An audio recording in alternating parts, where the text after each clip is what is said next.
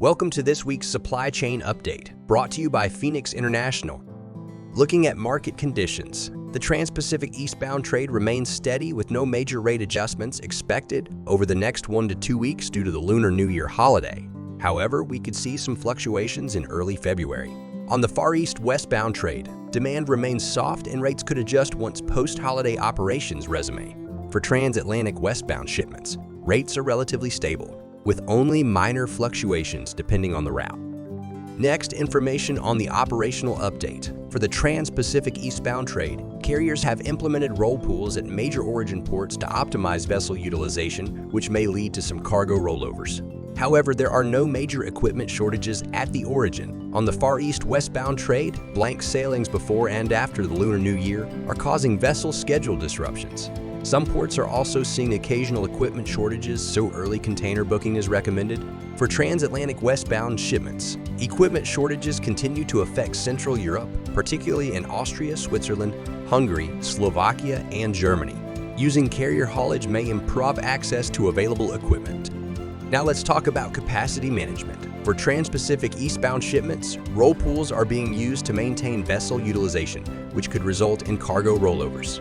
On the Far East westbound trade, new alliance services launching in February may affect schedule reliability and space availability.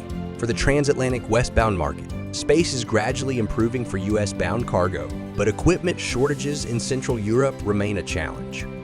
Moving on to the news of this week, the recent Southern California wildfires have caused widespread damage, but warehouse operations remain mostly unaffected. Some businesses are experiencing logistical challenges, including power outages and shifting consumer demand. Rebuilding efforts are expected to drive up demand for construction materials, which could lead to supply shortages and increased storage needs, impacting pricing and availability. The U.S. Senate Commerce Committee is reviewing concerns over China's increasing influence over the Panama Canal. Discussions focused on infrastructure control, rising transit fees, and potential trade implications. Some lawmakers argue that these costs disproportionately impact U.S. shippers. Ocean freight rates on the Asia-Europe trade lane have fallen 21% since late December due to weaker demand leading up to the Lunar New Year. The slowdown has led to increased competition among carriers, with aggressive pricing strategies to maintain market share. Inbound container volumes at major U.S. ports grew 14.2% year-over-year in December, marking the 15th straight month of growth. For the full year 2024, U.S. imports rose by 15.2%, reinforcing strong economic activity despite global uncertainties. And that concludes our update on the global supply chain.